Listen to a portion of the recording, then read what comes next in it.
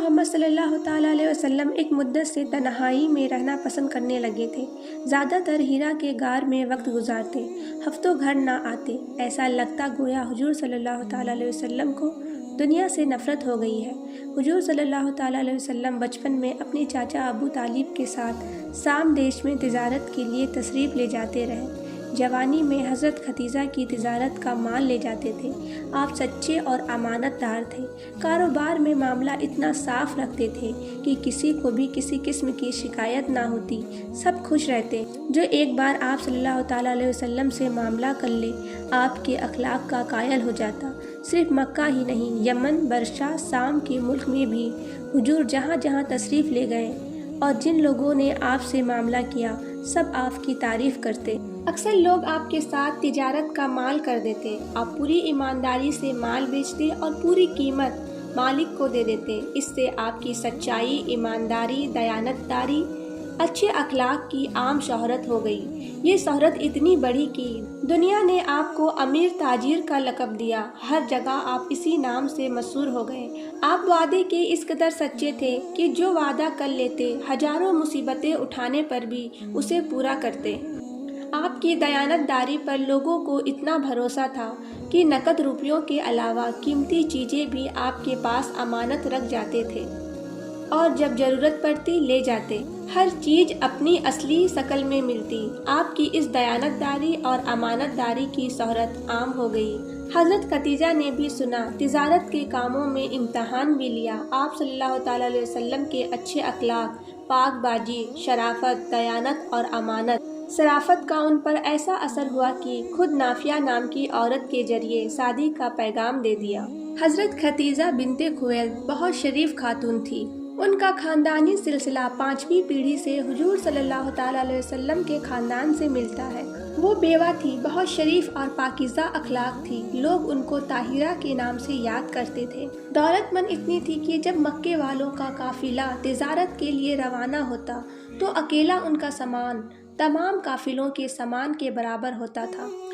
اس زمانے میں ان سے بڑا تاجر مکے میں کوئی نہ تھا۔ جب انہوں نے نکاح کا پیغام دیا تو حضور صلی اللہ تعالیٰ علیہ وسلم نے اپنے چاچا ابو طالب سے مشورہ کر کے منظور کر لیا۔ چنانچہ نکاح ہو گیا۔ نکاح کا خطبہ ابو طالب نے پڑھا اور 500 درہم مہر قرار پایا۔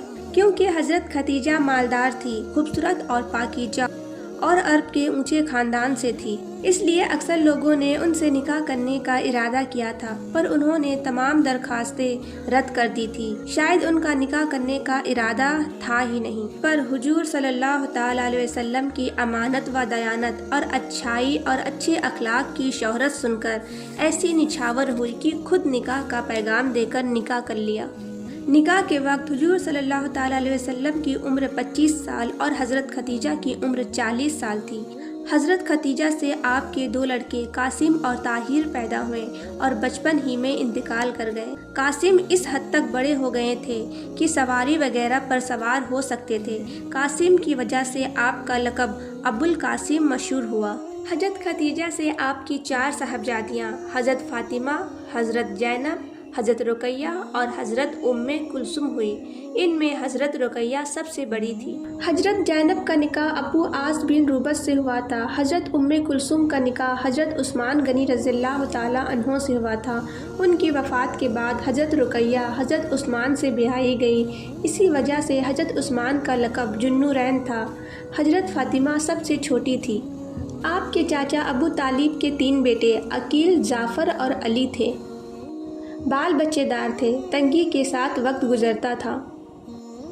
ایک بار جب قحط پڑا اور ابو طالب بڑی تنگی میں گرفتار ہو گئے تو حضور صلی اللہ تعالیٰ علیہ وسلم اپنے چاچا عباس سے فرمانے لگے کہ چاچا ابو طالب تنگی کی زندگی جی رہے ہیں، ہمیں چاہیے کہ ہم ان کی مدد کریں۔ ایک لڑکے کو آپ لے آئے اور ایک کو میں لے آؤں۔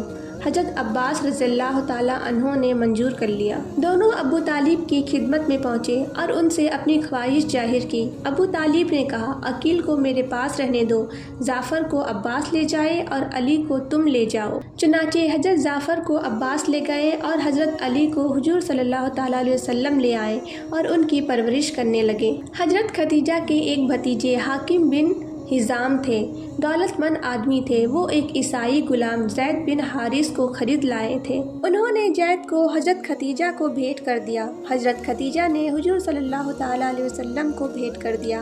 آپ نے اسے اپنے عزیز کی طرح اپنے پاس رکھ لیا۔ کچھ دنوں کے بعد زید کے باپ حارث اور چچا کعب اسے لینے کے لیے آئے اور حضور صلی اللہ تعالیٰ علیہ وسلم کی خدمت میں حاضر ہوئے۔ نہایت عجیزی سے درخواست کی کہ زید کو یا تو آزاد کر کے ان کے ساتھ کر دیا جائے یا ان کی مناسب قیمت لے کر آزاد کر دیا جائے۔ آپ صلی اللہ تعالیٰ علیہ وسلم نے فرمایا، اگر زید آپ کے ساتھ جانے پر تیار ہو تو اسے آزاد کر دوں گا۔ چنانچہ زید کو بلوایا گیا۔ ان کے بعد حارث نے ان سے پوچھا، زید کیا تم ہمارے ساتھ چلنے کے لیے تیار ہو؟ زید نے جواب دیا، نہیں۔ حارث کو بڑا تعجب ہوا۔ اس نے پوچھا، کس وجہ سے؟ زید نے جواب دیا، اگرچہ میں غلام ہوں مگر میں ایک ایسے با اخلاق اور مہربان کی خدمت میں ہوں جس کی عنایت نے میرے دل میں گھر کر لیا ہے اور میں ان سے جدا ہونا نہیں چاہتا۔ حارث کو غصہ آیا۔ اس نے کہا، بدبخت، کیا تو آزادی کو غلامی پر ترجیح دیتا ہے؟ زید نے کہا، حضرت محمد صلی اللہ تعالیٰ علیہ وسلم کی غلامی پر ہزاروں آزادیاں قربان ہیں۔ میں نے ان میں ایسی باتیں دیکھی ہیں کہ میں ساری دنیا پر انہیں ترجیح دوں گا۔ حارث اور اس کے چاچا کعب نے بہت سمجھایا پر وہ کسی طرح وہاں سے جانے پر راضی نہ ہوئے۔ مجبوراً دونوں خاموش ہو گئے۔ حضور صلی اللہ تعالیٰ علیہ وسلم اٹھے، زید اور ان کے باپ اور چچا کو ساتھ لے کر خانہ کعبہ میں آ گئے اور یہ اعلان کیا کہ لوگوں، گواہ رہو کہ آج میں نے زید کو آزاد کر دیا ہے اور اسے اپنا بیٹا بنا لیا ہے۔ زید کے باپ اور چچا اس بات سے خوش ہو گئے اور زید کو آپ کے پاس چھوڑ کر چلے گئے۔ آپ کا رسوخ ہر طبقے کے لوگوں میں تھا، رئیس، امیر، غریب، فقیر، سپہ سالار، سپاہی، گرج کی، سب سے آپ صلی اللہ تعالیٰ علیہ وسلم ملتے اور سب آپ سے ملتے تھے۔ لیکن آپ کے خاص تعلق خاص لوگوں سے تھے اور زیادہ ابو بکر بن قحافہ سے تعلقات تھے۔